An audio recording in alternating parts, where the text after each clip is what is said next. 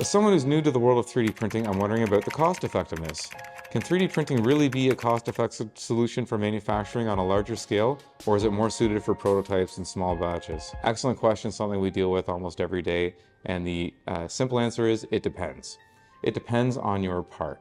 Where we find 3D printing to be most effective for large-scale manufacturing is when parts are small, complex, high value, and customized. So examples of that would be jewelry, dentistry, hearing aids, orthotics, and figurines.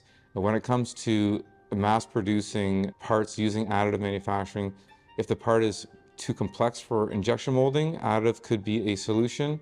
Or if it's a relatively simple part, often people do run large fleets of FDM machines to make their parts. But it really depends on what the part has to do, where it's going to go, what it has to look like, and what the material properties are going to be.